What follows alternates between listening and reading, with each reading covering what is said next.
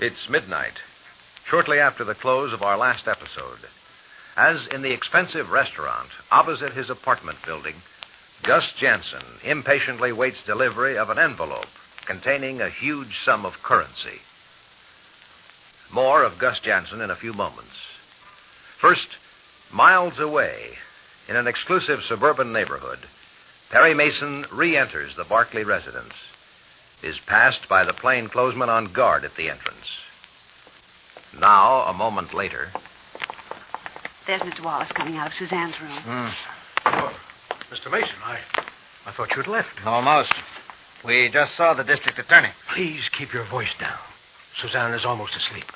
Is Mrs. Barclay with Suzanne now? Oh, yes. Yes, they're saying good night. Something wrong, Mason? Yes. What? I don't want to tell her mother yet. What's in there? Let's go in.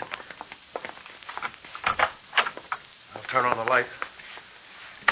Shall I close the door, Chief? Yes. Well, what is it, Mason? The cat's out of the bag, but good. Suzanne was seen. What's that? Your niece was seen and recognized when she returned to the city. The woman who saw her took the story to a newspaper, and that newspaper is on the streets right now. Good Lord. Mr. Wallace, we haven't a moment to lose.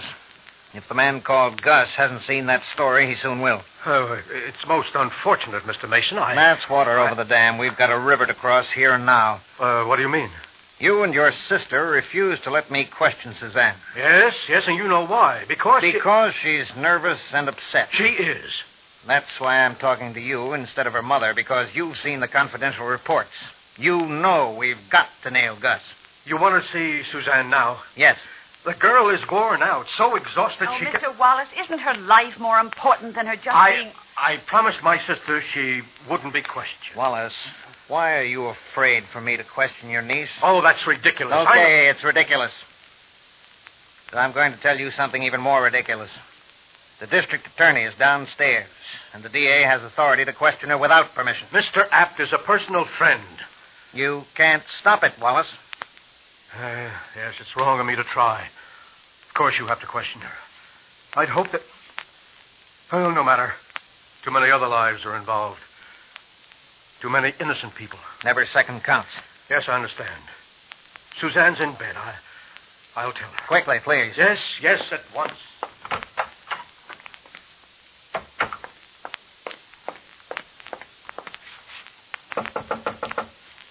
Who is it? It's me, dear. I must talk to you. I was almost asleep, Uncle Don. Suzanne, I want to see you now. Well, all right. Oh. Sit down, Uncle Donald. No, thank you, dear. Must be very important. I can always tell when you're going to be stern and disapproving. Are you going to scold me, Uncle Don? I hope not, Suzanne. Oh, yes, you are. I can always tell. Have I scolded you so many times, my dear? Have I been so stern and forbidding? Oh, no. Not really. No, not really. Perhaps not often enough. You're very dear to me and to your mother. Suzanne, you were seen when you returned to the city. The story of your return is in the newspaper. People know you've come back. Uncle Don. The man called Gus may learn at any moment, if he doesn't know already. You must tell Mr. Mason his identity. Oh, no, yes, not Yes, now. you must. He's waiting to question you. Not now. I don't want to think about it now. Oh, please, Uncle Donald, please, not tonight. Suzanne. Mother said I needn't. You promised, too. I'm getting all upset again. Listen to me, Suzanne. No. Don't turn your face away. You're cruel, Uncle Donald. I never thought you'd be cruel to me. Mother! Don't do that. Uncle Donald. Don't call her because your mother can't stop this. But she would. If she could, yes, because she's your mother. But there... Don't I mean anything to you? Yes, my dear, you mean a great, great deal to me. But I don't have the right your mother has. The right to love you blindly. You're hiding something, Suzanne. No. I was willing to give you a night to pull yourself together. Now you've got to face up to it. Mr. Mason's waiting. I won't see him. Why? I'm tired. Suzanne, put on your robe. Well, I'd rather get dressed. I'll do it quickly, I promise. Very well. We'll be waiting. And Suzanne, there isn't a moment to lose. So I hold you to your promise.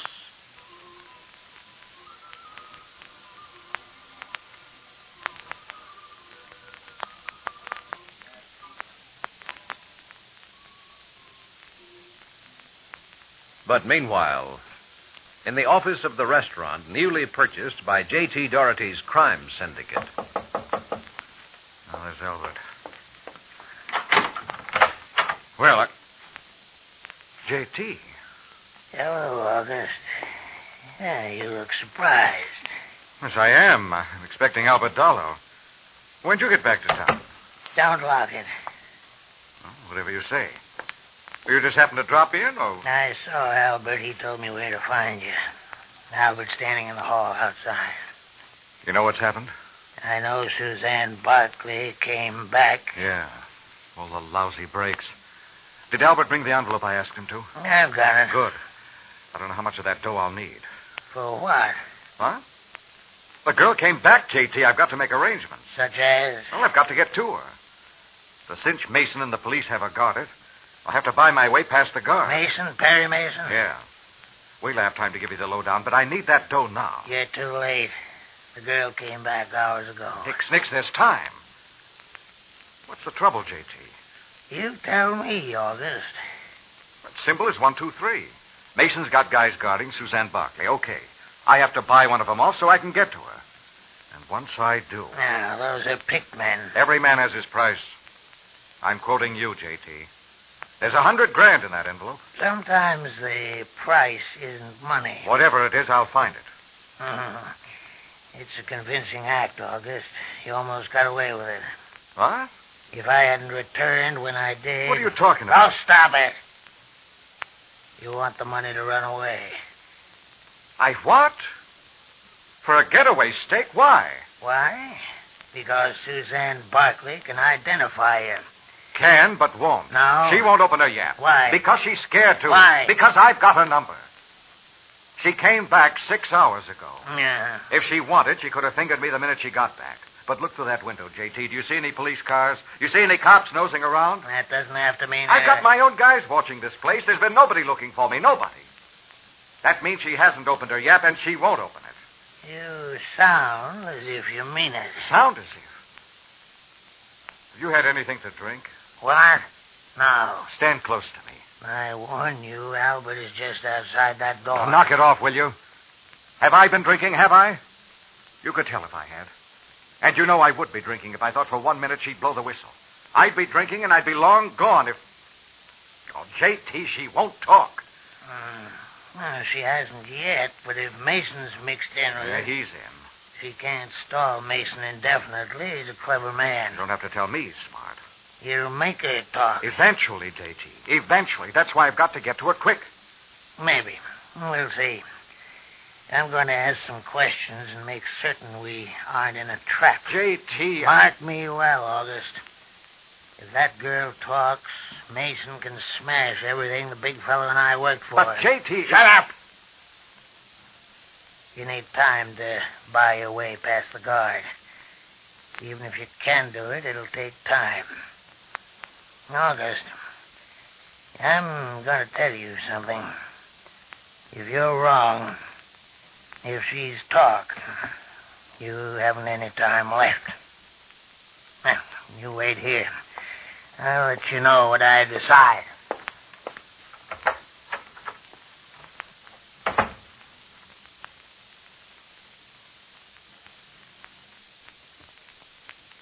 As you know, immediate developments will have a crucial effect on the lives of many people. So you'll join us on Monday, won't you? It's late at night, immediately after the close of our last episode, when Perry Mason re-entered the Barkley mansion, overrode the objections of Suzanne Barkley's mother and her uncle, demanded permission to question Suzanne at once. As you know, a premature and public announcement of the missing girl's return has forced Mason's hand. Suzanne's life is in immediate danger. But Suzanne is haunted by a fear more terrible than fear for her own life. And as she tries to fight down her terror, tries to force herself to go to the library where Perry Mason is waiting. Suzanne Barkley thinks, What am I going to do? Mr. Mason and Uncle Don are waiting for me. Why don't they leave me alone? Why? No, it's Gus who won't leave me alone. I can't forget the way Gus looked. I can't forget what he said. I've got to forget. I'll make myself forget. I'll go to them quickly. I'll tell them quickly before I can remember again. You'll always remember. You'll remember what I say. You'll remember as you love your mother, Suzanne.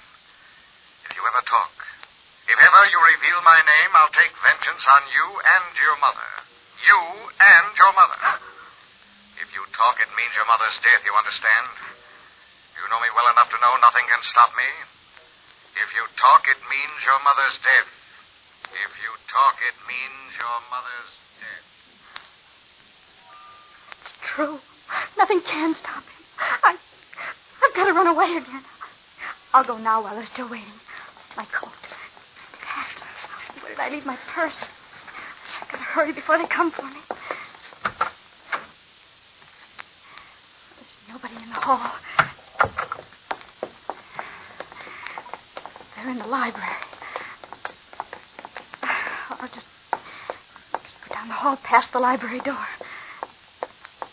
Yes, the library door's closed. You asked her to hurry, Mr. Wallace? Oh, Mr. Mason's voice. She'll be right down. You mind if I light a cigar, Miss Treat? Not at all. Miss Street, she's with them.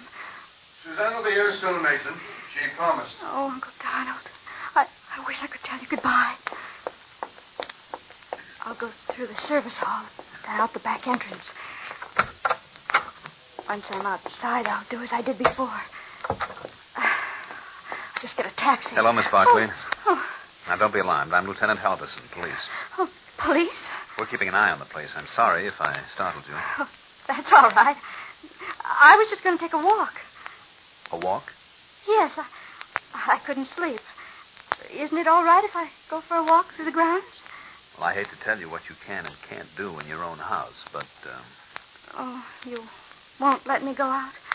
it wouldn't be wise. You know why, because you know Gus. Your uncle and Mr. Mason are waiting in the library. I'll walk back with you. They're waiting, Miss Barkley. Oh, that's right. I forgot. After you? I forgot all about it. My uncle mentioned something about coming to the library, but I forgot. Mm-hmm. I walked right by the library door. Silly of me, wasn't it, Lieutenant? Halverson. Oh, you see, I even forgot your name. You just told me what it is. Oh, aren't you going to open the library door? Now, don't be afraid, miss. There's nice people in there. You don't have to be afraid. Let's go in. Hello, Uncle Donald. Oh, Suzanne, we've been waiting. Why, you're wearing a hat and coat. Well, you see, I put on my hat and coat because you tell them, Lieutenant. Well, Miss Barkley was going to get a breath of air before talking to you. I happened to see her on her way out. I see. Mason. Yeah? Oh. All right, Halverson, thanks. Suzanne, what kept you so long? I explained Mr. Mason wants to see you at once. Excuse me, Mr. Wallace. Della. Yes, Chief. Let me take your coat, dear. It's very warm in the house. Oh, yes, it is. There. And your hat? Sit down here, Suzanne. I have a better idea, Mr. Wallace. I'm going to ask Suzanne to sit by me on the couch. Will you, Sue? Oh, yes. May I, Uncle Donald? Why, of course, my dear, of course. Could I have a cigarette, please, Perry? Mm-hmm. Suzanne? No, thank you. Thanks, Chief. Mm-hmm. Suzanne, I'm sorry that we can't let this go till morning. Did your uncle explain why we can't? Well, Uncle Donald said that you want to ask me... Well, when you came back today, it's yesterday now, but when you came back, a woman recognized you and told a newspaper. Now, we wanted to keep your return a secret until we'd had a chance to talk and you could tell us who Gus really is, and Lieutenant Halverson here could place Gus under arrest. Unfortunately, you were seen By now, Gus certainly knows that you have returned to your family and friends. However, it isn't too late. Now, we've learned things about Gus, even though we don't know his identity. So when you tell us... Why do you ask me? Why, because you know. Even if I do, he knows I could tell you. He knows I'm back. You can't find him. We'll get him, miss. You tell us his name and where he lives, and we'll get leads. You just tell us. I don't know. Suzanne. I don't, Uncle Donald. Are you afraid to say, Suzanne? No. You have reason to fear him. Now, you only hurt yourself when you don't tell us. Oh, Help us put him behind bars so you will be safe. please, Uncle Donald. This is incredible, Suzanne. What single reason do you have for not talking? Maybe you won't catch him. We'll nail him. But maybe you won't. And if you don't... Yes? If you tell us who he is and we don't catch him... You gain absolutely nothing by keeping silent. No, I gain nothing. What? I mean, I don't know who he is. Suzanne, Mr. Mason knows. Enough to know that you do know Gus. Dear, it's only common sense to... Wait. Smith? What? That's his name. Gus Smith. Smith, you say? Let me write that down. Mm-hmm. Now, where does he live, Suzanne? What? Where does he live? I haven't seen him in months. I can't know where Where did he live? Where? Oh, in an apartment. He had an apartment. Where? In an apartment building, naturally. Now, which apartment building? Which? On Baker Street. Where on Baker Street, Suzanne? I don't remember exactly. Well, just the approximate location. I told you his name. Isn't that enough? Well, a lot of people named Smith live on Brown Street. Brown? Did I say Brown? Don't you remember? I'm not sure. I thought... I'm not sure. Lieutenant, Then pick another street and pick another name. Lieutenant, I must Then you insist ask her, that Mr. Wallace. See if you can get a straight answer. Gus Smith on Baker Street. Why not Gus Brown on Butcher Street? You don't believe me. You don't Or believe Gus me. Green on Banker Street. Or why don't you tell the truth? Oh, you don't believe anything I say. We will when you tell the truth, Suzanne. I told you the truth. Now leave me alone. Uncle Donald, I told him I answered the question. There. It's all right. It's all right. I told him all I could tell him. I can't tell him anymore. I just can't. You haven't told us anything, Suzanne. I can't tell you anymore. Oh, please, Uncle Donald, make him stop. Mason, I don't know what to say. She's almost hysterical, Perry. But I know she lied. And if you want to keep on trying... No, we won't get anywhere tonight. You agree, Halverson? I don't want to, but I guess you're right. Maybe after she's had some time to rest and think. Yeah, maybe. Suzanne, try to understand now. We won't question you any more tonight. Thank you. Della, will you go up with me? I'm sorry, Mason. So am I. All right, Della, put her to bed.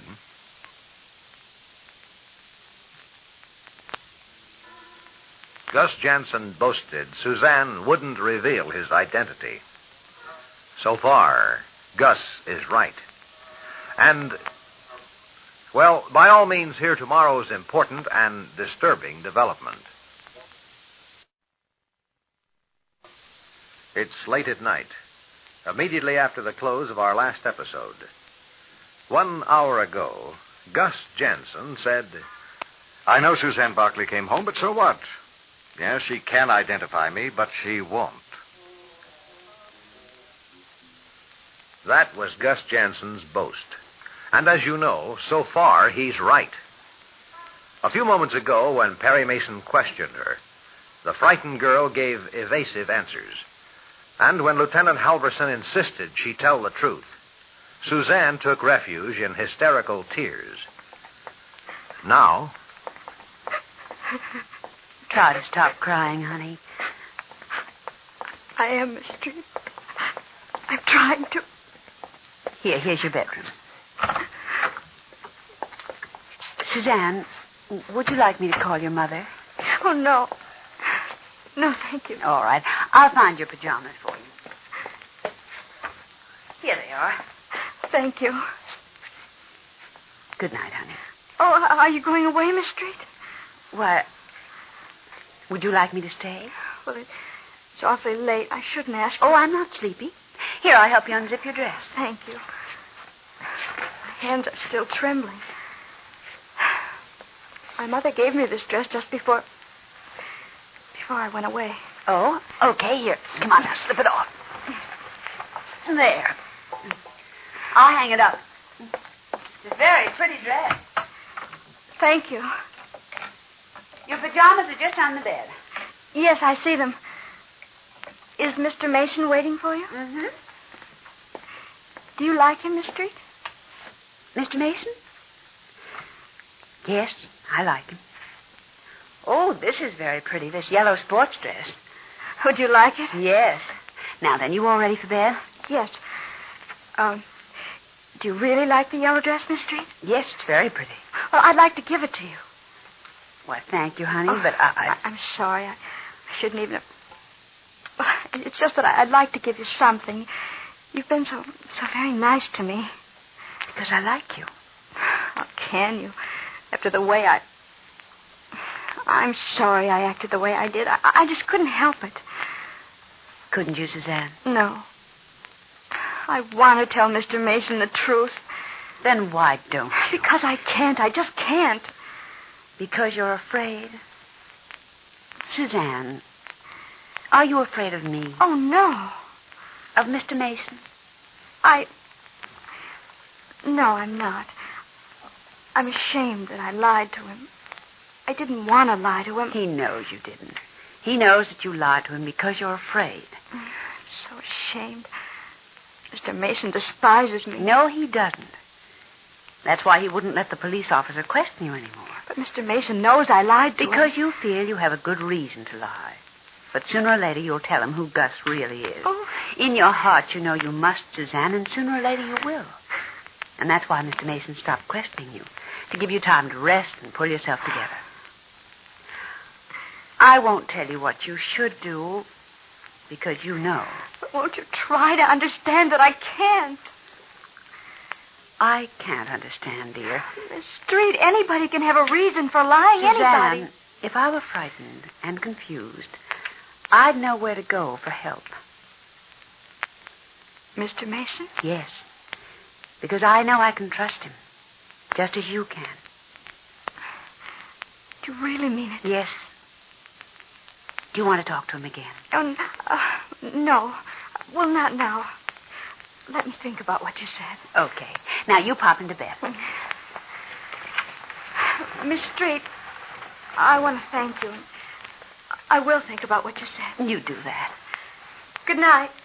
Shall I turn off the lamp on your dresser? Oh, no, leave it on, please. I'll sleep better. Yes, of course. Good night, dear.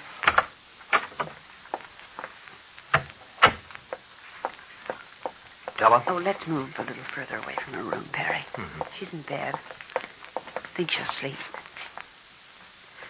Perry, that girl is just scared to death. Yes, of course. She wants to tell the truth. If only she'd realize that you can't help her until she does. Oh, she will.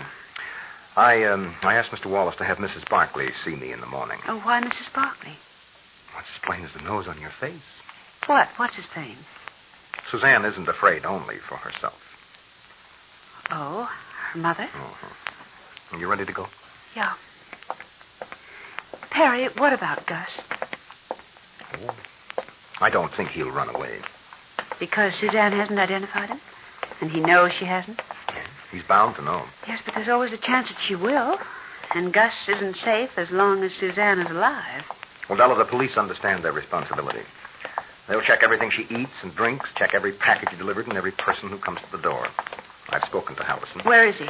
He's explaining the routine to Mr. Wallace. Well, I hate to wait. I hate it almost as badly as you do. But at least I am glad to get some sleep. Oh, I'm so sleepy. So am I. So wait till I check out with the guard and I'll take you home.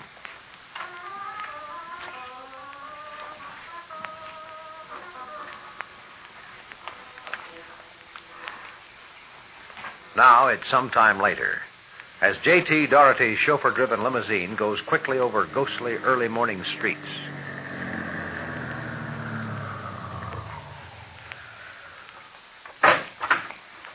Wait for me.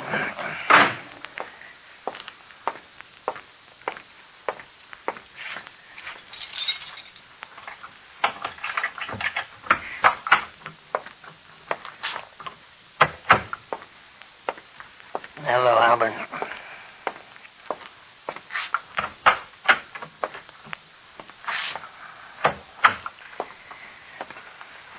Hello, J.T. Hello, August. No, don't get up, my boy. I'm going to sit. It's been a long night. Yes, I'm coming on top of my strenuous vacation. A vacation to rest up from your vacation? I had an enjoyable time. You haven't asked me what I learned. I don't need to ask. Yeah, it's apparently as you thought. There's no official activity, so apparently the girl hasn't revealed your identity. Yeah, at least, not yet. She won't. We can expect Perry Mason to bring pressure. Yeah, but it'll take time to break down. I'll get past the guard before he breaks it down. I don't think you can do it. J.T., if one of those guys won't sell out for dough, I'll apply some pressure. But it takes time. Now, let's be smarter than that, August. Let's be good and smart, and let's do it quick. You in a hurry? Yeah. How are you coming along with Kate Beekman? I'm doing fine with Kate, J.T. She likes me. Oh, good. I'm glad to hear that. You can concentrate on Kate Beekman when we're positive Suzanne Barkley will keep her mouth shut. There's only one way to make sure, J.T. And you say I can't get to her. And perhaps there's another way. You got any ideas? Usually. You haven't seen Suzanne since she ran away months ago, and yet, so far, she's afraid to talk. Why don't you give her a reminder? Huh? Reminder you're on hand to carry out your threat in case she does talk. Think that'd keep her quiet? Probably, but how? Get a message to her. Have her pick up the phone and call you. Just like that, huh? Just write her a note saying she's to call me. No, I don't care how you do it. That's your problem. Yeah. It's a beauty, but... You want me to tell you how to get a message to her? I'll handle it if you can't do it. Oh, never mind. Okay, J.T. Got an angle? Mm-hmm. You'll have to be careful. She's guarded. Yeah. You can be certain it won't be easy. Perhaps I'll handle it. And I think it'll be easy. Yes? Want to tell me?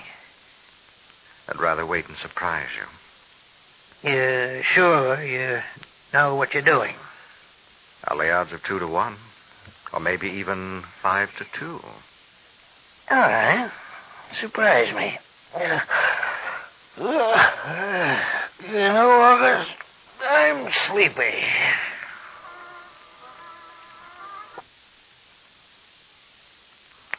Now you've heard him say he'll get a message to her in spite of police precautions. How do you think he plans to do it? And what do you think will happen when... Well, you'll join us tomorrow, won't you?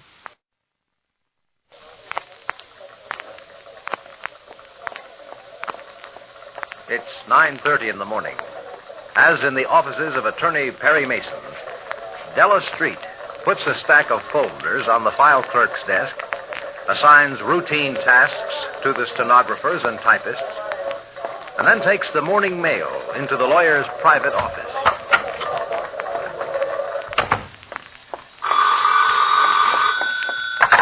Yes? Oh, all right, I'll speak to him, Gertie. Good morning, Mr. Merriweather. Well, I'm sorry, but Mr. Mason's in conference. No, not until next Tuesday. 11:15. Fine. All right, Mr. Merriweather. Oh, yes. Oh, well, ask her to wait in here, Gertie, so we won't waste a second when Mr. Mason finishes his conference. Oh, good morning, Miss Street. Oh, hello, Mrs. Barkley. Come in. Mr. Mason will be here in just a moment. Excuse me. Who, Gertie? Who? Oh, well, put him on. Sit down, Mrs. Barkley. Oh, thank you. Good morning, Mr. Radcliffe. No, not before the end of next week. Yes, of course, I'll be glad to. Yes. Goodbye. You're very busy this morning. Just usual routine. How's Suzanne this morning? She was still asleep when I left the house. Good morning, Mrs. Barkley. Oh, hello, Mr. Mason. Excuse me, Della. Pennypacker and Steve want another conference next week. All right, Chief, I'll schedule that. Yes? It's Mr. Corey, Chief. 10 minutes. Ask him to phone back in 10 minutes, Gertie. All right, now, Mrs. Barkley. Oh, just a moment. Merriweather phone? Yes, he did. Here's a list of calls. Let me see. I saw my broker 2 days ago. I'll take that. Gertie, give us 10 minutes. Mrs. Barkley, did your brother explain why I asked to see you? No, he didn't. Only that Suzanne refuses to give you the identity of the man called Gus. Oh. I was shocked, Mr. Mason. I thought Suzanne wanted to reveal his identity. She does. Then why didn't she? I think she will. But isn't it too late now? The papers have announced Suzanne's return. Surely the man has gone away, perhaps left the country. I don't think so. He knows Suzanne has not talked. And he knows why she hasn't. So do we. Your daughter is afraid. Of course she is. She ran away because she's afraid of him. But she is not only afraid for herself. She's afraid for you. Me? Yes, Mrs. Barkley. Suzanne came out of hiding only when she thought you were beyond Gus's power. She came back with every intention of revealing everything she knows. Then she learned that you are alive. What can we do, Mr. Mason? I'm not afraid of him. There is reason to fear him. Oh, you're perfectly safe as long as Suzanne does not talk. Gus doesn't dare harm you because if he did, he would then lose his hold on Suzanne. There must be some way. There is. Mrs. Barkley, Suzanne has been terrified for months. And fear is like, well, rage or hate or any strong emotion. It warps the judgment. You don't think straight. Now, I believe in time she would decide to tell the truth. We don't have the time, Mrs. Barkley. We can be certain Gus will make every effort to reach Suzanne. Reach her? Oh. You mean that... Lieutenant Halverson is in charge of protecting Suzanne, and Halverson is a very good officer. But until we know who Gus is, until Suzanne does talk, we are on the defensive. Gus has the initiative. Now, I could explain this to Suzanne. You want me to? If you will. But let me warn you. Once we learn who he is, once we start moving against Gus and put him on the defensive, he may well strike back at you. Now, we'll do everything possible to protect you, just as we are protecting Suzanne. But no defense is perfect. I would be in the same danger Suzanne is in now. Yes, Suzanne is in danger now. she is, in spite of police officers and private operatives guarding her. No defense is perfect.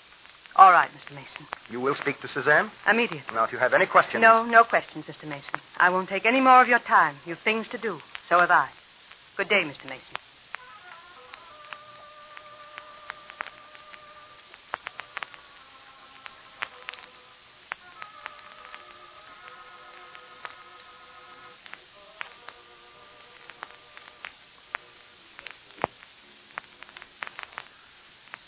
As you know, Mason's right.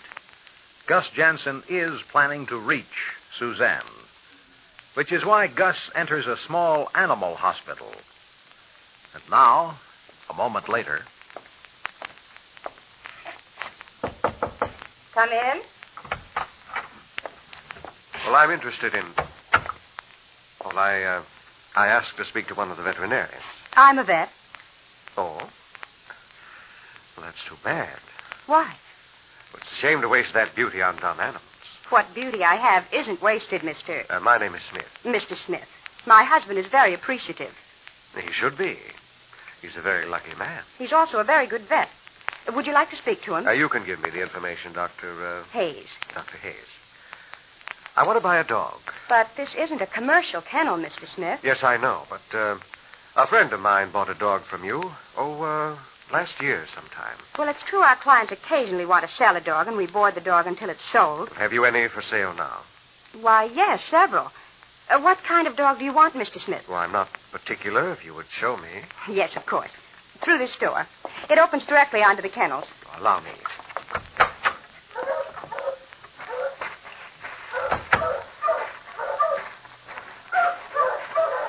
All of these for sale? No, only a few of them. Most of these are boarding with us. Now, here's a 6-month-old Scotty. AKC registration papers in order. Let's look further, if you please. Very well. Perhaps if you give me an idea of the kind you want. Well, let's just keep looking, shall we? As I told you, we've only a few. Hello, Bibi. I'll take you over to the other row of... Oh, here's the kind I want, Doctor. A dark size. Hello there. What's his name? It's a female. Her name is Bibi. Hello, Bibi. Would you like to go home with me? I'm sorry, Mr. Smith. Bibi isn't for sale. Oh, really? She belongs to a Miss Barkley. Who? Suzanne the girl who disappeared and just came home. Her mother and her uncle retained Perry Mason to find her, and he did. You heard of Perry Mason. He's a lawyer or something, isn't he? That's right, a lawyer. Both Suzanne's uncle and her mother are very wealthy. It's very interesting, but it doesn't settle the problem of this little dog. Well, there is no problem, Mr. Smith. Bibi belongs to Suzanne. Well, I suppose the girl, Suzanne Barkley, you say? I don't suppose she wants Bibi. Why? Well, if she wants the dog, she'd take it home. Well, Suzanne just got home. She hasn't sent for Bibi? Well, not yet, but she's very fond of Bibi. Such a nice little dog. May I pet her? If you want to. Bibi is everybody's favorite. She is cute, isn't she? And friendly. I like a friendly dog. Oh, what's this? It's a strange-looking dog collar. Oh, it's a locket. Yes, you can open it. See? There's a little plaque inside. You can read it. I belong to Suzanne Barkley, and I live at 101 Lazona Drive, and my name is Bibi. Please send me home if I get lost. Doctor, could you find out if Suzanne still wants her dog? Well, I suppose I can. Could you do it now? I mean, phone? Well... Please. I'll stay here with Bibi. You really want her, don't you? All right, Mr. Smith. I'll be back in a moment. All right, Bibi. Be still while I open the locket. Lie still. Now, put my message to Suzanne inside. You remember me, Bibi? Remember when I gave Suzanne this locket for your collar? There. Just in time. I'm afraid it's bad news, Mr. Smith. Oh, you speak to Miss Barkley? Well, not to her. Who did you speak to? One of the servants. Suzanne very definitely wants to keep Bibi. As a matter of fact, she wants to deliver today. Today? Yes, I'm awfully sorry. But we've a few others. I'm sorry, too, Doctor, but after seeing Bibi, I couldn't be interested in another dog, not today. Perhaps later. Well, I'll put her back in her cage. Be careful, sir. I'll be most careful, believe me. I'll be careful. I wouldn't have anything happen to Bibi for the world. Goodbye, Bibi. Goodbye, Doctor. Thank you very much. Very much.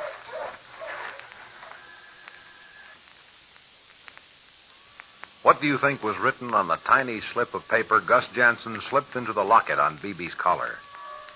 What do you think will happen when Suzanne reads that message? You'll join us tomorrow, won't you?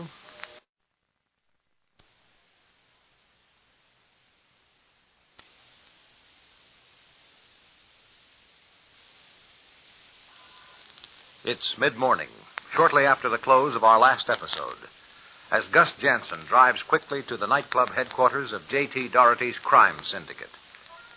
More of Gus and Kate Beekman in a few moments. First, at the Barkley mansion, Suzanne's mother is admitted by one of the police guards on duty, goes directly to Suzanne's room.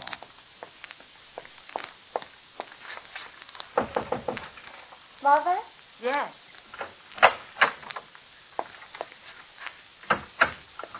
I want to talk to you, Suzanne. I was just looking out the window. They're going to bring Bibi home from the veterinarians. Didn't I see Jerry drive you home? Yes. Which window? This one. The police sergeant said I don't have to keep the curtain drawn on this window. I have to keep the rest of them closed. It's too bad you can't let in the sunlight. Yes. It's a lovely day outside. But you wouldn't know that.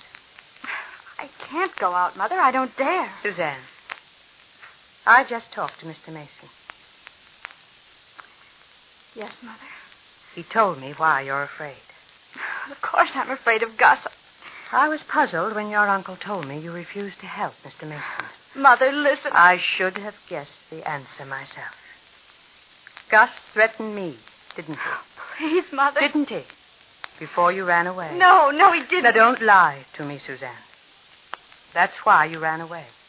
You didn't dare come back until you thought I was beyond his reach. Mother, if you'd only listen to me. There's no use denying it, dear. I know Gus threatened to harm me if you reveal his identity. You're being a coward, Suzanne. Mother. Suzanne, I never thought I'd see the day I was thankful your father isn't here. Oh. You've kept your father enshrined in loving memory, Suzanne. And of course, I'm glad. As you grow older, you will learn your father wasn't perfect. No man or woman is. And yet your father, more than most, earned the loving memory of those who knew him. He wasn't a coward. I was a coward. I used to be afraid for you. For me? Yes. As every mother fears for her children. I used to be a coward about you. I wanted to smother you in safety. But your father taught me to let you live and grow outside my fear. If I had understood more clearly what your father tried to tell me, you might never have become involved with Gus. If I hadn't stood between you and life, you might have learned to guard yourself from danger. Suzanne, when you have children of your own, you will learn. If you truly love them, you can't take all risks for them. Do you hear me, darling? It's the same for anyone you love. Your children, your husband, your parents, me. Oh, Mother. You've no right to keep silent in order to protect me. But You've no right, Suzanne. You've no right to ruin your own life in a foolish effort to protect me. Foolish? Worse than foolish. You don't know him, Mother. Gus would stop at nothing. The police will stop him. The house is guarded. You don't know him, Mother. He'd find a way. I know Perry Mason. What? I know Perry Mason, and so do you. Do you trust Mr. Mason? Do you believe what he says? Oh, yes, I do. Mother, did Mr. Mason promise you'll be safe? Why, yes. Really? Really and truly? Yes, he did. Well, if Mr. Mason can promise you'll be safe... Now, don't answer me now, darling. Think about what we've said. Yes, I will.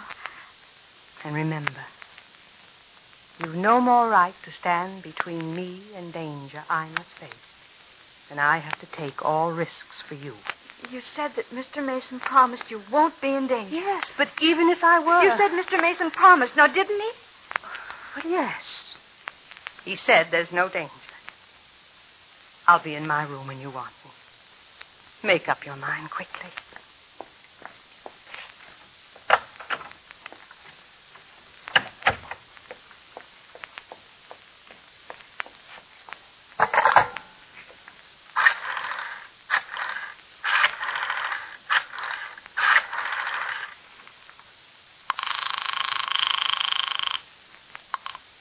Office of Perry Mason. This is Mrs. Barkley, Miss Street. Oh, yes, Mrs. Barkley. May I speak to Mr. Mason? Well, he's in conference again, but if it's necessary... Oh, never mind, Miss Street. You can give him the message. Yes? I just spoke with Suzanne. Oh? She hasn't given me her answer, but I know my daughter. She'll make up her mind more quickly if she's left alone. Do you think she will make up her mind? Yes. To give Mr. Mason Gus's identity? She's coming back to normal, Miss Street. When I came home, she informed me her dog is being delivered from the veterinarians. I think she's beginning to lose her unreasonable fear of Gus. I suggest you ask Mr. Mason to place himself in readiness to use her information. Yes, of course. Oh, just a second. Here he is now. Harry, Mrs. Barkley's on the phone. Yes, Mrs. Barkley. I spoke with Suzanne, Mr. Mason. You're only to wait until she thinks over what I told her. And then she'll talk? Oh, I'm sure of it. Good. I'm afraid I spoke a little harshly to her. But after what you told me, I was justified. What? When you told me that she is in danger as long as Gus is free, in spite of the police guarding her, I'd say anything to make her safe. She'll be safe when Gus is behind bars. Yes. Then I'll do anything to make her help you find him. Anything. Mrs. Barkley, you explained you will be in danger after she talks and we go after Gus. What? You made her understand you will be in danger, but that you are willing to accept the risk. Why, yes, of course. There is a risk. My danger will be no greater than hers. No. But you're in no danger as long as she doesn't talk. You will be in danger, as I explained to you. And I cannot guarantee your safety. I know what I'm doing, Mr. Mason. I know Suzanne must talk so you can apprehend Gus. And Suzanne will be safe. I knew just what to tell her, Mr. Mason. You'll see. Because of what I told her, Suzanne will tell you the truth.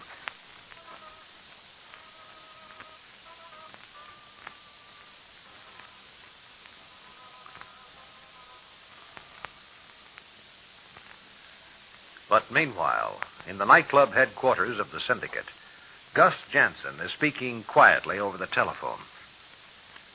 JT, I've only got a second because Kate Beekman is on her way to the office. But I want you to know I'm going to get that message to Suzanne Barkley. Well, you never knew it, but Suzanne had a little dog before she ran away.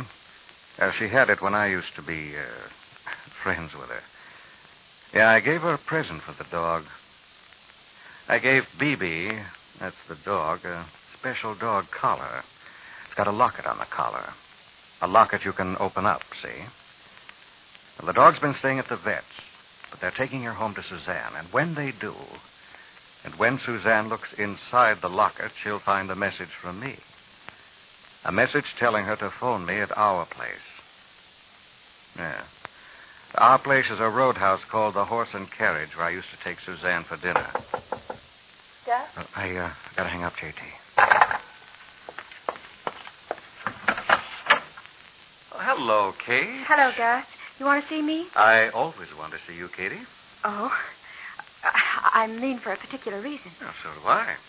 I always want to see your beauty. Really? You're as lovely as a day in spring. Oh, so that's it. In the spring, a young man's fancy lightly turns to thoughts of love. Well, that's undoubtedly true, but this guy's fancy is turning to a charcoal broiled steak. Oh? Miss Beekman, I'm going to tell you a secret. Oh. I know a little place hidden away on a side street. It's called the Horse and Carriage. The Horse and Carriage serves the best charcoal broiled beef steak you ever put in your mouth. Tender, you say? As a maiden's dream. Oh. And I was thinking, why don't you and I try it? Oh, I have to work. Oh, it's such a wonderful spring day, and it's time for you to have another driving lesson. Gus, I'm supposed to work. And those steaks are so tender. Have dinner with me at the Horse and Carriage. I'm supposed to work. Miss Beekman, you are hereby given the evening off. Okay, I'll go. Okay, Suzanne. What? I said, okay, madame. We've got a date with a steak.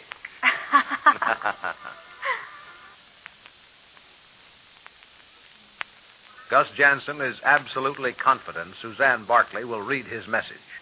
He's confident he can seal Suzanne's lips. As you know, there'll be vitally important developments in the immediate future. So you'll join us tomorrow, won't you? It's mid-afternoon, sometime after the close of our last episode. As in the offices of Attorney Perry Mason, Della Street enters the lawyer's private office. Yes. Okay, Halverson, I'll let you know. What did Halverson say, Chief? Nothing. What? There have been no suspicious characters nosing around the Barkley house, no mysterious packages delivered. Apparently no one has attempted to reach Suzanne or send a message to her. Oh, well, no news is good news. Well, maybe. I don't like it. Why? Because that doesn't agree with what we know about Gus. He's not a man to mark time when he's sitting on a powder keg. Neither are you. Yeah, well, I have no choice now. That's why I hate being on the defensive. Well, there's nothing you can do, Perry. Not until... What about Suzanne? Suzanne hasn't left her room since Mrs. Barkley talked to her. So, you didn't miss a thing when you missed hearing Halverson's report. I'm afraid you did, though. District Attorney App phoned while I was in the outer office. He wouldn't tell me why, but he wants to see you. Oh, well, I can make a good guess. Suzanne? Yes. Apt is ready to get tough with her. That won't work. Suzanne is fairly tough herself. Perry, you know if he tries to make her talk, she won't say a word. I know. She'll have to make up her own mind. Well, okay, I'll phone Apt.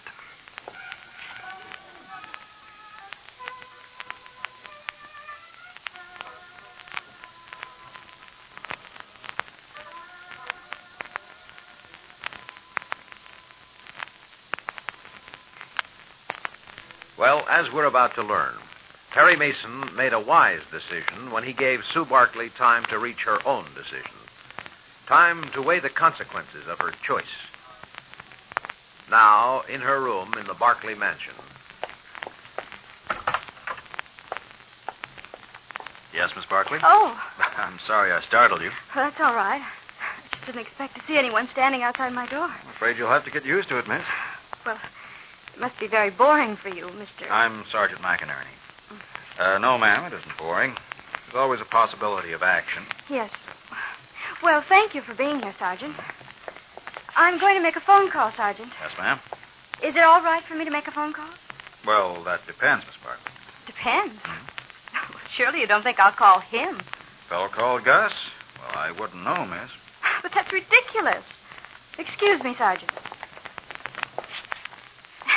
Sergeant, I don't want you tagging after me. Please, miss, I've got my orders. But, I have my orders, Miss Barkley.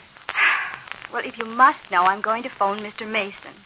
Is that all right? Yes, ma'am? Thank you. Sergeant, I'm only going to phone Mr. Mason. And I've got my orders, miss. As you say. I don't like it any better than you do, Miss But Barkley. you've got your orders. Yes, ma'am. After you, Miss Barkley. Do you want to dial the number for me, Sergeant?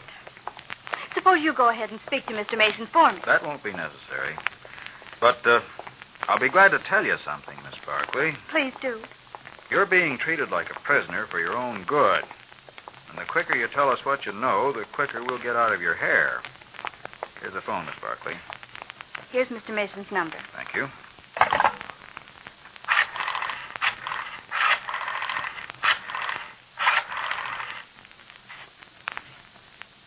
This is Police Sergeant McInerney calling for Miss Suzanne Barkley. Miss Barkley wants to speak to Mr. Mason. Oh, just a moment, please. His secretary's on the line. Thank you very much. I'll step down the hall out of your way. Hello, Miss Street. Hello, Suzanne. How are you, honey? I think I'm all right, Miss Street. I want to thank you for being very patient with me last night. I'm just beginning to understand how very patient all of you have been. Oh? Someone just reminded me. A police sergeant who's at least 6 feet tall and half as wide and very pleasant and handsome. You are feeling better. Yes, and I'm ready to tell Mr. Mason what I know. Shall I speak to him or tell you? No, just a second. I'll put him on the extension. She wants to speak to you, Chief. Hello, Suzanne. I'm ready to tell you what I know, Mr. Mason. Oh, good. Della, get Halverson on another line. Right. I've only one thing to ask you first, Mr. Mason. Yes, what is that? Mr. Mason, you know why I didn't tell you. Who Gus really is? Yes. You were afraid he'd take vengeance against you. Or your mother. I'm afraid for her, Mr. Mason. But, well, when she talked to me, she said that you promised that... What? Well, Mother said you promised that she'd be in no danger. She said you guarantee her safety. Suzanne, as I carefully explained to your mother, you are in danger until you identify Gus and he is put behind bars. Now, when you identify Gus and we go after him, he will try to take vengeance against you or your mother if he learns that we know who he is. There is no way to avoid the threat to your mother's safety. But Mother said you promised she won't be in danger. She said... Oh, she just told me you promised. Suzanne, now I tell you, personally, everything possible will be done to protect both of you. But I won't lie to you. There is an element of danger. Oh, Now, well, wait. then... Wait. Your mother reassured you because she knows the quickest way to make you safe is for the police to find Gus. Yes, that's what the sergeant said, but... No buts. You are wasting valuable time. I know, Mr. Mason, but... Goodbye, Mr. Mason. Wait, Suzanne. Suzanne! What's wrong, miss? Nothing. Sure there is. You weren't scared a minute ago, but you're scared now.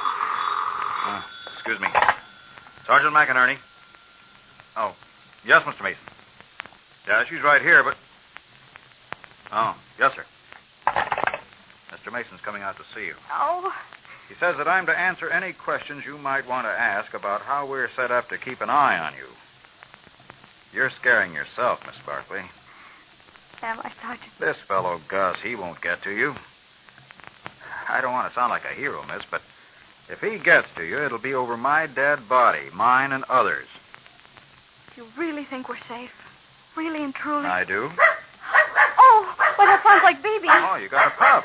She's been at the veterinarian. Oh, Bibi. glad to see you, too. Just look at her. Now, what kind of a dog would that be? Baby's a dachshund. Oh, well, she makes my pup look like a horse. What kind is your dog, Sergeant? Oh, Skippy's a summer dog. Summer dog? Some are this and some are that. I'm glad your dog came home, miss. That's the first time I saw you smile. Yeah, you forgot to be scared for a second. Look, tell Mr. Mason who Gus is, Miss Barkley. Stop being scared for good. Yeah, Baby agrees with me. Oh, she wants to see her bed. I've kept her bed in my room. Come on, baby. Hey, what's that on her collar? It's a locket or something. Yes, there's a little plaque inside with her name on it, in case she ever got lost. Hey, now, that's a cute idea. Oh, you think so, Sergeant? Yeah. Maybe I'll get one for my dog. Well, Skippy isn't really my dog. I'm keeping him for somebody. What? Yeah, I'm keeping Skipper for a friend, a young lady about your own age. Oh, would you like to have a locket for Skippy's collar? I'll give you Beebe's. Oh, now, please, miss, I wasn't hinting. Oh, I know you weren't, but, well, somebody gave it to Beebe, and I don't like it anymore. Well, if you're sure you don't want it. Sure. I'll give you the locket in a few minutes. No hurry, miss. But, miss, there is reason for hurry in regard to Gus. Yes, I know. You got nothing to worry about, Miss Barkley. But Mr. Mason said there is danger. Well, Mr. Mason's not here on the premises. I'm here, and I'm telling you that you're safe. Gus hasn't got a chance to reach you. You're very reassuring, Sergeant. Well, think it over while Mr. Mason's on his way out. I've done enough thinking. I believe you're right, Sergeant. You going to tell him? Yes, I am. Good for you. I'll give you Beebe's locket right away, Sergeant. Now, will you excuse me? As you know, Suzanne was given the locket for Beebe's collar by none other than Gus Jansen. And as you also know, there is a message in that locket from Gus. You may be sure there'll be important developments in the immediate future. So, by all means, join us on Monday, won't you? It's late afternoon, immediately after the close of our last episode, as in the offices of Attorney Perry Mason. Yes, Gertie? No more calls. It's Mr. Merriweather, Chief. First things first, Dolly. Yes, sir. Mr. Mason isn't available, Gertie. Yes, I know, but he's not available to anyone, including Mr. Merriweather. Now, here's your hat and coat. Oh. Didn't you tell, Gertie? Yes, I did. Yes, Gertie. Oh, the district attorney is here. Says he must see you. All right, you can ride down the elevator with us. All right, Gertie. Yeah, I see I stopped you just in time, Mr. Mason. Yeah, we can talk on the way downstairs, Now, Mr. Rapp. after all, Mason, this is the second time I've come to your office. We'll go out the private exit, fellas. Hold on, Mason. I'll go down with you. All right. Well, what's on your mind? I checked with police auto theft detail. Lieutenant Halverson tells me the girl hasn't identified Gus. You were on hand last night. You know she was so frightened she didn't dare identify him. I'll push the button. Fine. Mason, I've been waiting all day for you to contact me. Well, why? Because I expected you to take action. Such as? Suzanne Barkley can identify a key member of the syndicate. She's got to talk, and I intend to see that she does. It's all very well for you to waste time, but I have my duty to my public. And you're going to tell your public about it? Eh? There's someone in the elevator, Mr. Rapp. Yeah.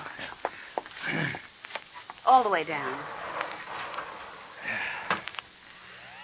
Well, Mr. Rapp, how's your golf game? Golf? Yes, I heard you'd taken up golf. I don't play golf.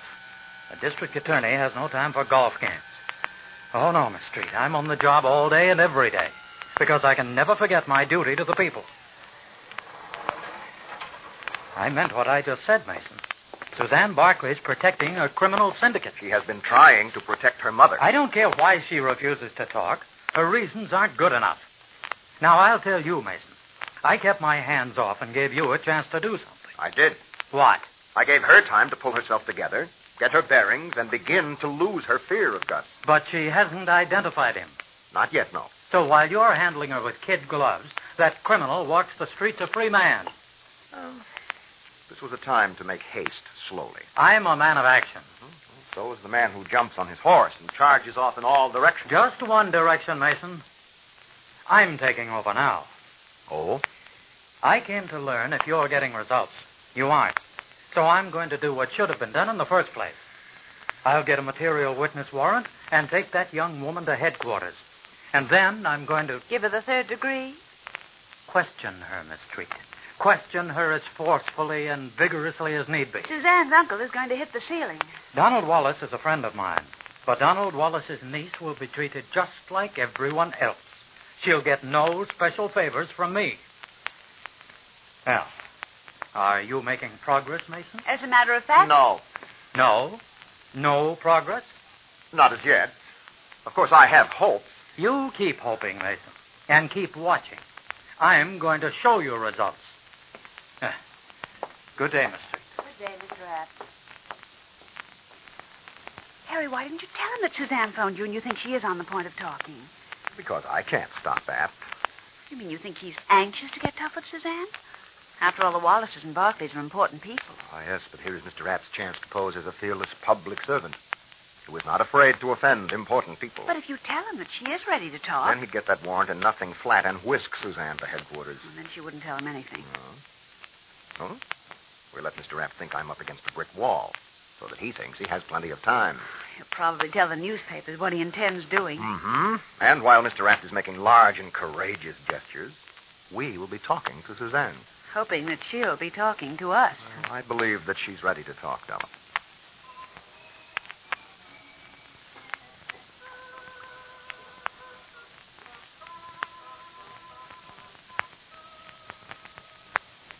Well, Perry Mason is right.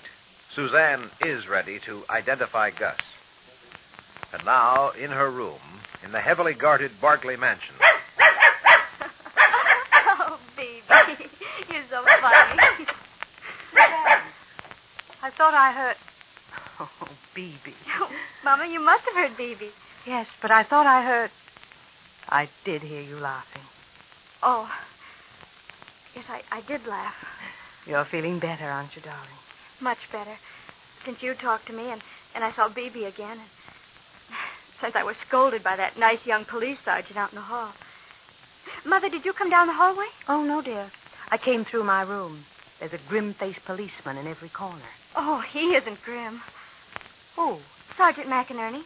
He's right out in the hall. He has a dog, too. Oh. How do you know? He told me when he went with me to phone Mr. Mason. Suzanne, you did phone him. Yes, Mother. And did you tell him? Not yet. Why? Well, because I didn't understand. What, darling? Well, Mother, you told me Mr. Mason promised you'd be safe if I tell him who Gus is. You said Mr. Mason guaranteed you'd be safe, even though Gus did threaten to take revenge against you if I tell who he is. And you asked Mr. Mason. Suzanne, you will never be safe until Gus is behind bars. But you'll be safe if I don't help Mr. Mason. I know you'll help Mr. Mason because you're feeling better. That means you've decided. Yes, Mother. Mr. Mason's on his way here. Oh, I'm so glad, darling. And so proud of you. Oh, please don't be proud of me. I'm a coward. I've been so afraid. Of course you were. But you've conquered your fear. Well, not until I saw how carefully the police are watching over us. Sergeant McInerney says that Gus can't get in here. He says Mr. Mason is being too cautious. Oh? Mm-hmm. Sergeant McInerney says that we aren't in danger as long as he and the other policemen are on guard. He said Gus couldn't even get a message to me. Suzanne, do you want to tell me what you're going to tell Mr. Mason? Well, I'd rather wait and tell it all at once. I start getting scared again when I think about Gus. Of course, darling. Well, I'd better finish dressing since Mr. Mason's on his way. Want to come in my room with me? Oh, well, I'm going to give Beebe's locket to Sergeant McInerney. Oh, why? Well, he noticed it and he liked it, and he's got a dog of his own. And, well, I don't want it anymore. I'll give Beebe a new one. Well, it's up to you, darling. I'll be ready in just a minute. So will I, as soon as I take the locket off Beebe's collar. Oh, now, Beebe, you don't really want to keep that locket. Not when you remember who gave it to you. When he gave it to you, we didn't know him, did we? I thought I knew Gus Jansen. That was before I learned that he's a beast. It's all right, Beebe. There. Now I'll just open it and take out your nameplate and... Oh, can't get it open. Gee, my hands are shaking so I can't open it. They're shaking because I started to think about him. Remember him. Oh, gotta stop. I'll just make myself remember what Sergeant McInerney said. Yes, Phoebe, I like the sergeant, too. Did you see his face when he said Gus couldn't even get a message to me? He believes what he said. He knows I'm safe, and Mother's safe. Oh, there, you see, Phoebe, it worked. My hands aren't shaking anymore. All right, Phoebe. I can open it now. See? Oh, what? There's a little slip of paper inside. I don't remember putting a slip of paper in your locket. Oh, Roger. No, Phoebe, let me have it. Leave it alone, Phoebe. Fold it up so tightly. It's a note. Oh. It's from him. It's a message from him. What am I going to do? What am I going to do? He wants me to call him. Call him now or he'll... I know what he'll do. He can do it. He got this note to me. If he could do that... Oh, Phoebe. Phoebe, what am I going to do? Well, what do you think Suzanne will do? Will she fall into Gus Jansen's trap, contact him as he demands? Or is her newfound courage strong enough to lead her out of danger? We'll learn tomorrow, so you'll join us, won't you? It's late afternoon, immediately after the close of our last episode. A moment ago, Suzanne Barkley was ready to tell Perry Mason all she knows about Gus Jansen. She was beginning to overcome her remembered fear of Jansen because he was a memory. For months, she hadn't seen him, or felt the touch of his hand, or heard his voice. Only memory kept her fear alive. Then, a moment ago, here in the supposed safety of her own home, and despite the guards protecting her from any contact with Gus, Suzanne received a message on a tiny slip of paper. And when she read the words written in August Jansen's own hand, her compulsive terror returned in full force. Now she strikes a match with shaking fingers, destroys the note, and then goes through the connecting door to her mother's room. I'm almost ready, darling. And just in time. One of the policemen came to my door and told me Mr. Mason's here. Mother, I want to use your telephone. Now? But Mr. Mason's here, darling. Please, Mother. Why? I want to phone Uncle Donald. Suzanne, is something wrong? Of course not. I just want Uncle Donald to know that I'm going to tell Mr. Mason all I can. Uncle Don's ashamed of me. No, darling. Oh, yes, he is. He's ashamed of me for being a coward. And I want to tell him that... Oh, Mr. Mason won't mind waiting for just a moment. You can promise him I'll only be a moment. And I want to use this phone because the police aren't listening in on this phone, are they? No, but what difference would... Can't you understand, Mother? I'd be embarrassed having a stranger listen when I speak to Uncle Don. I want to say that I've been a coward and I'm sorry. Well, you wouldn't want anyone listening if you... What is it, Mother? The police made it very clear they want to monitor any calls to you or from you. Call to Uncle Donald? Well, it... Oh, you know it won't make any difference. Could have spoken to him by now. Tell Mr. Mason I'll be right along, please. All right, but hurry. Please. I will. Oh, Mother, where's your phone book? Hmm? Oh, one of the policemen borrowed it when he used the phone in the hall. Why do you need a directory? Don't you remember Donald's number? Oh, certainly. I just happened to notice...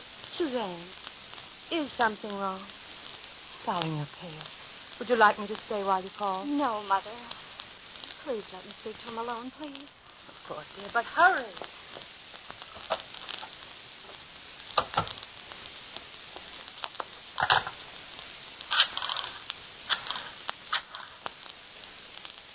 Will you give me the number of the horse and carriage?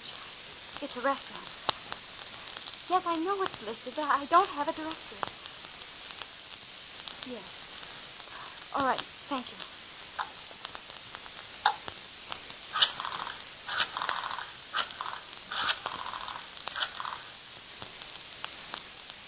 Hello? Horse and carriage? Let me speak to Gus Jansen. Mr. August Jansen. Are you sure he isn't? All right. Thank you. No message. I'll call back. Suzanne? Who is it? It's Stella Street. Oh, Miss Street? Yes. I'd say let me in. Well, just a moment. Yes, Miss Street? Hi, Suzanne. Your mother asked me to tell you we're in the upstairs sitting room. Thank you very much. I didn't expect you so soon. Mr. Mason doesn't like to wait. He's awfully glad you've changed your mind, Suzanne. Miss Street. And I want to tell you that I'm very proud of you, honey. Thank you. Well, are you ready? Well, you go ahead. I'll be there in a moment. I have to finish dressing. Oh? Yes, I want to finish combing my hair. Tell Mr. Mason I'll be there in just a moment. Just as soon as I comb my hair. Okay. You hurry up, though, honey, or we can't wait for you. Just tell them I'll be right there, please. Thank you, Miss Street. I'll hurry as fast as I can.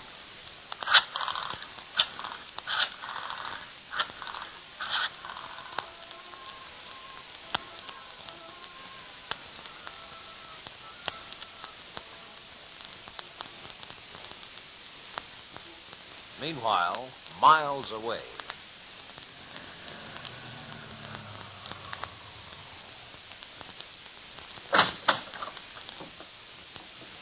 Well, here we are, Katie. The horse and carriage.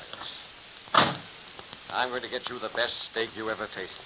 I hope I'm able to eat it. Gus, I don't like driving so fast. Well, we were late, my dear. Here, let me open the door.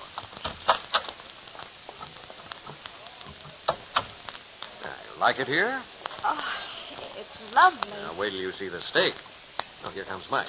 Who? Mike, he owns the place. Hello, Mike. Mr. Jansen. It's great to see you again. Thanks, Mike. Oh, this is Miss Beekman. Hello, Mike. Hi, Miss Beekman. You hold my table, Mike?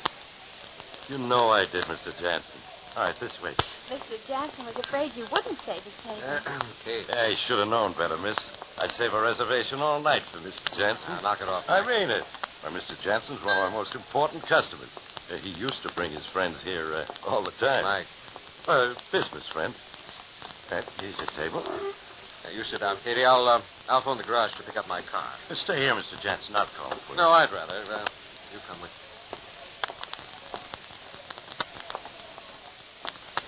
What's up, Mr. Jansen?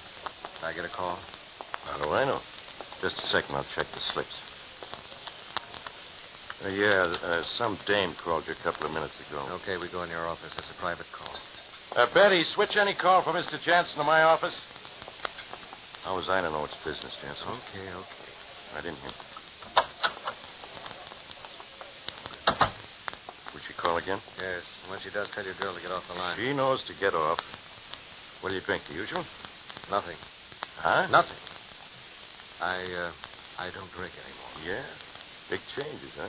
You got a new girl, you don't drink anymore. That's a good-looking kid. Yeah. She's as pretty as the one you used to bring in here. Yeah. What is it, Jansen? What'd I say? Mike, you know me? Sure. You know me from a long time back. I know things about you. You know things about me. You know I'll keep my mouth shut, Jansen. Which is why I'm here. And, Mike, you know I mean what I say. Forget the girl I used to bring here, Mike. Forget it? Forget you ever saw her with me. You understand? Okay. Only I like it better when I'm asked to do a favor. Mike, I'm telling you. Okay.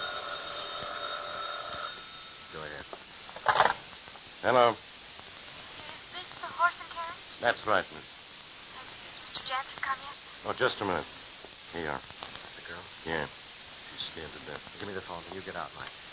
Get out. Hello? Hello? Is anyone on the line? There's someone here, Suzanne. Gus, How are you, darling? don't Sue, darling. call me that. Gus, I only have a moment. They're waiting for me. Who? The people. Cops? Yes. Police. Have you told him anything? No, not yet. Oh, But don't lie to me. Not lying. anything. Right, then listen. Gus, please, it's too late. Shut up and listen. You're in a spot, Suzanne, and because you are, I'm on the hook if you talk. Gus, I've got to. You've got to tell nothing. Not a word, nothing. Keep your mouth shut if you love your mother. Oh, Gus, please. Because you love your mother and you know what'll happen to her if you talk. They keep asking questions. I don't know what to do. I'll tell you what to do. I tell you, I can't. Now, shut up and listen. I'll tell you how to handle it. Lose your brains. What? Lose your brains. Now, listen to me. Listen, Suzanne, as you've never listened before. As you love your mother. I say you're going to lose your brains. Lose your brains. And by that I mean...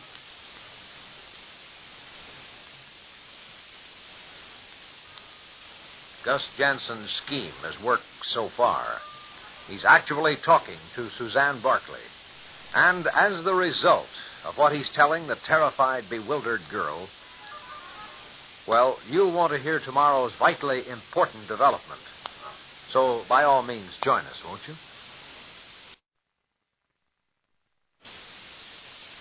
It's late afternoon, immediately after the close of our last episode, when, as you know, Gus Jansen outwitted the guards protecting Suzanne Barkley. In spite of all efforts to protect her, Gus Jansen held a secret telephone conversation with the girl.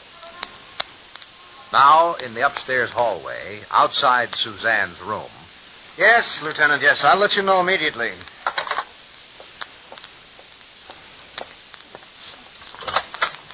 All right, now, Suzanne. Where is she, Della? Still in her mother's room, unless you saw her in the hall. No, I didn't. But I told Suzanne you were waiting to see her, and she promised to come out as soon as she combed her hair. That was 5 minutes ago. Come on. Is this her room? Yes, but she's in her mother's room, Chief, the next door. Oh, all right.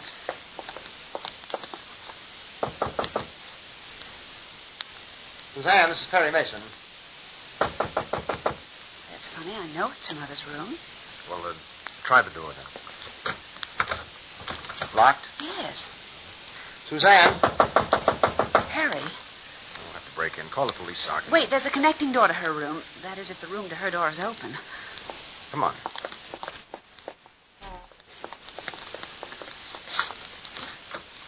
Ah, good. Suzanne, didn't you hear us knocking? Suzanne. Suzanne? Is that my name? What? I don't remember my name. What did you say it is? Oh, Suzanne. Wait, Della. Harry, you don't think she's serious? What's your name? This is Della Street. My name is Perry Mason, and here's some further information. Don't try this. Will you tell me where I am, please, Mr. Mason? Suzanne, I don't know why you're doing this, but... Won't you tell me where I am, please? It's terribly confusing when you don't remember your name, or even where you are. It's terribly confusing. Oh, yes, I imagine it would be if you really didn't remember. I don't. Suzanne. Wait, Della. I don't remember where I am or who I am. Oh, you told me my name, but I don't know who I am. I don't remember anything. You can talk. Hmm? You remember how to use words. Oh. Well, then it must be like the play. The play? Yes, I seem to remember a play about a man who had, I can't think of the word. Amnesia? Yes, amnesia. The man in the play remembered some things, but there were important things he couldn't remember, like his name and who he was, and people he used to know. Especially people he used to know. And you don't remember people you used to know? I don't even remember who I am. What house am I in? Your house, Suzanne. Oh? Where you live with your mother and an uncle. Well, it seems like a very nice house. Is it a big house? You're not very frightened. What? You're not frightened. If I suddenly lost my memory, I'd be scared. Well, the man in the play, he wasn't frightened. He was confused and puzzled. But not afraid. I seem to halfway remember being afraid. I don't remember why, but I'm not afraid now. You know what I think? What? I think you are. Really? I think something happened to frighten you all over again. I think you were on the point of telling us what you know about Gus, and then something frightened you. What I know about who? Suzanne, people just don't lose their memories like this. They do. The man in the play lost his memory. You aren't the man in the play. I don't know who I am. I don't remember anything or anybody. I mean, anybody I used to know. I just don't remember. Suzanne. You speaking to me? Yes, I am. And your name is... Della Street. Oh, yes. I didn't remember. I'm sorry. We were friends. We haven't known each other very long, but since we have, we've been friends. And I think we're still friends. Thank you, Miss Street. We talked about Mr. Mason once. Oh, did we? I don't remember. I explained that Mr. Mason is also a friend, and you believe me, Suzanne. And since we're friends, we understand. That's what friendship is, honey. Friendship is understanding. Mr. Mason and I understand how a girl could be terribly afraid for a long time, and then begin to lose her fear. We understand you were afraid to tell us what you know about Gus, and then you began to find some courage to tell us. And then something must have happened to frighten you all over again, and so in desperation you decided to just forget. Honey, don't you see? We'll understand if you tell us what really happened. I'd like to tell if I could. But you can't. I don't remember.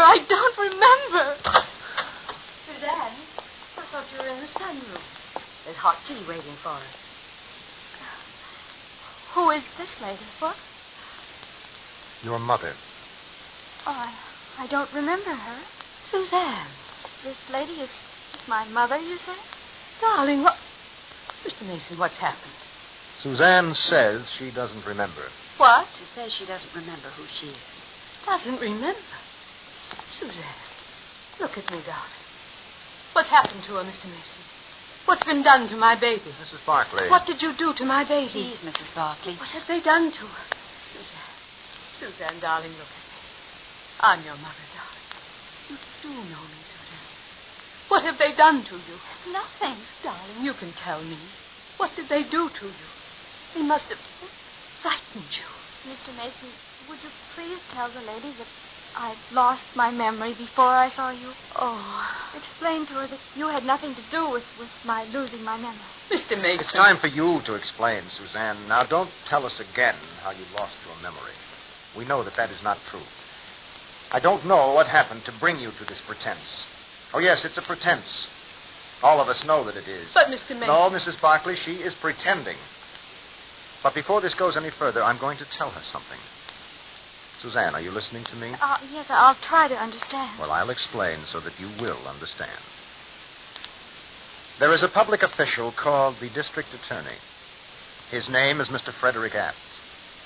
Mr. Apt has sworn out a warrant for your arrest. Mr. Mason. Do you understand, Suzanne? Mr. Apt is going to arrest you as a material witness. Mr. Apt knows that you can identify the man known as Gus. Mr. Mason, surely you can do something. I did something, Mrs. Barclay. I arranged for Suzanne to stay here in her own home. I persuaded police officials to keep her under guard here because I felt that here she would regain her perspective and her courage. Now, Suzanne, I've done all I can. Apt is on his way to this house now, and he is ready to take you to headquarters. I've held him off as long as possible. We can't let that happen to my daughter. Your daughter has information we must have, Mrs. Barclay, and her pretended loss of memory... Maybe it's true. What did you say? It's possible. I've heard of people who lose their memories. So has your daughter. What? Oh, she's seen a play, read a book, heard things. Suzanne, look at me. And listen before it's too late. Now, I think I know why you started this pretense. I don't remember. And I can tell you that you're only hurting yourself. No. And your mother. Now is your chance. Now, before you and your mother are beyond help. Suzanne, now listen to me. Look at me. I know what's happened in your mind. You are pretending to forget because you have the mistaken idea that is the only way to keep yourself and your mother safe. Suzanne, tell the truth now, or what you pretend has happened may happen. The truth that you can give us now may be forgotten, not because you choose to forget. It may well be lost in your death and your mother's.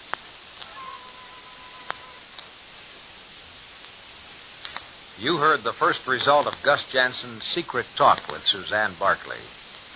What do you think will happen now Perry Mason suspects the truth? There'll be an exciting and dramatic development in tomorrow's episode. So by all means, join us, won't you? It's early evening, immediately after the close of our last episode. Less than an hour ago, Gus Jansen outwitted the guards protecting Suzanne Barkley, held a secret telephone conversation with her. Jansen threatened Suzanne and her mother with all the force of his evil nature. And as Perry Mason is learning, Suzanne Barkley has surrendered to her fear. A moment ago in the girls' room, we heard... Suzanne, tell the truth now, or what you pretend has happened may happen. The truth you can give us now may be forgotten, not because you choose to forget. It may well be lost in your death and your mother's. You say you don't remember Gus, so you can't tell us who he is. I don't remember anything. You don't remember Gus, therefore you can't tell us who he is. Gus is safe, and he, in turn, will not harm you or your mother. That is what you think. But you're wrong, Sue. As long as you live, you're a threat to Gus. He'll never rest until he finds a way to reach you and make you forget permanently. Mr. Mason. It's true, Mrs. Barkley. I can't tell you something I don't remember. Suzanne, don't you know how you're hurting me? Your mother. She's hurting other people also. What? You know what I mean, Suzanne. No, I don't know what you're talking about. You know Francis Riley. Who? The young man who tried to help you the night you ran away from Gus. No, I don't remember. Well, I'll help you. Look at your left hand. No, turn it over. Look at the palm of your hand. I don't see anything. I do. Here, Oh, the star? where your hand was injured the night you ran away. Francis Riley tried to help you that night. Remember? Well, I'm certain he remembers you. Francis Riley is a nice kid who got mixed up with the syndicate, just as you did. But he is lucky. He's in jail. What? He's in jail, but he's alive. And he had courage enough to speak out. He couldn't identify Gus, but he remembered you. And we found you because he helped us. Francis Riley has a mother also. What, Mr. Mason? Gus threatened to take vengeance on Riley's family if he talked. What happened to his mother? Nothing. Because we kept what he told us a secret. I won't lie to you. When you identify Gus and we go after him, he'll suspect that you gave us the lead. But as I told you, we will do everything humanly possible to protect you and your mother. But I don't have to tell you this, Suzanne. You know how the syndicate operates. You know because you were part of it. Suzanne, did you ever know Jane Lamprey? No. Or Ruth Abrascotto? I don't remember. Or Margaret Fallon? Francis Riley is lucky. Those girls weren't. They got mixed up with the syndicate. How? You know. What happened to them? Jane Lamprey died, Suzanne. Perhaps she took her own life. Perhaps not. The police aren't certain. Ruth Abrascotto worked for the syndicate as long as she was useful to them. But the excitement and the thrills weren't enough for her. She started drinking. And that wasn't enough. She began to use narcotics. So they kicked her out of the syndicate. What happened? No one knows exactly. She really did lose her memory. What? The things that happened to Ruth were so terrible that her mind gave way and she can't remember. And perhaps it's just as well. They think they found Margaret Fallon in the harbor. They're not sure because she'd been in the water such a long time.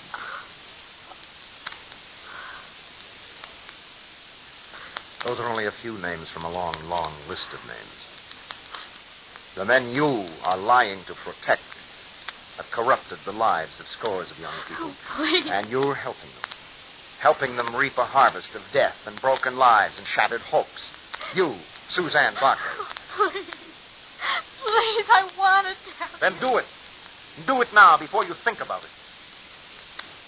Suzanne, you've been beaten down by fear, but a human being was not put on earth to crawl in fear. You ready now to tell me? Tell me now, Suzanne. Darling, forget that man. Forget Gus. Mrs. Barkley. Forget the threats he made. You can't forget me, can you, Suzanne? You can't forget. You know wherever you hide, I'll find you. Suzanne. Wherever your mother goes, I'll find her. Suzanne, open your eyes. If your mother runs, I'll find her. Suzanne, darling, look at me. Suzanne, remember what I told you. Even if something happens to me, I have friends who will find her, hunt her down, kill her. So lose your brains, my dear. Forget everything. Everything but this. Remember only that I'll get revenge, and no one, nothing will stop me. Suzanne, open your eyes. Never forget what I tell you, Suzanne.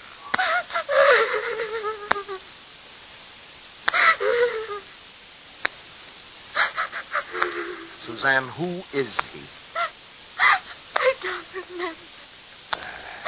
don't remember. I don't remember. I don't know my name or who I am. I don't remember. I can't help it if I don't remember. But you do. No. We know you do, honey. I don't remember. I just don't remember. That's all I can say. I can't say anything else no matter what you ask me. I don't remember. Mrs. Barkley, we'll go out and get a nurse for her, and then I must see you immediately. Now? We don't dare leave her alone. Why? Oh. Come on, Della.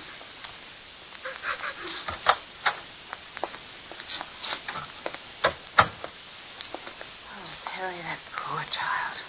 Yes. And just like a child caught in a lie, she weeps and clings to her lie. It's pitiable. It's tragic. Because while she breaks her heart, the man responsible is free as air. Della, while I'm phoning the doctor, see if you can reach Halverson.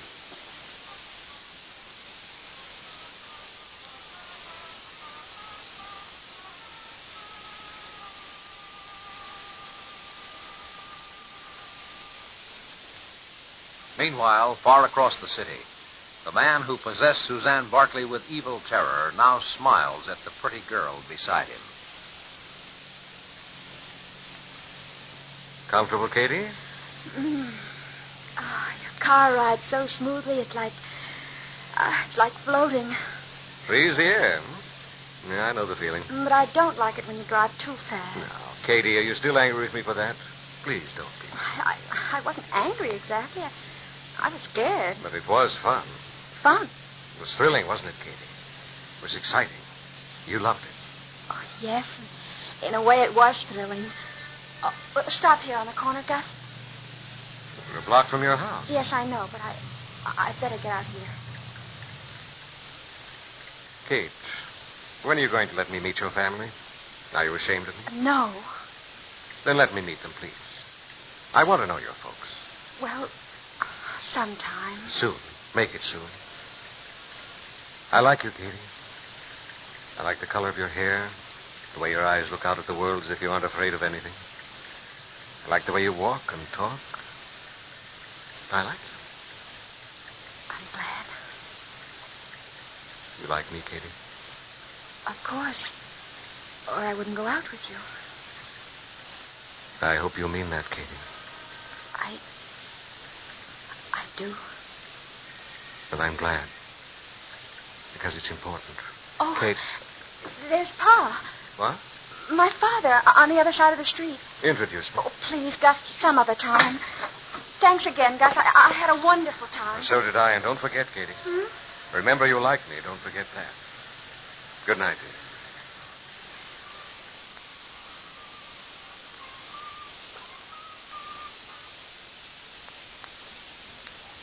Well, Sue Barkley liked August Jansen at first. You know what happened in time. What do you think will happen now?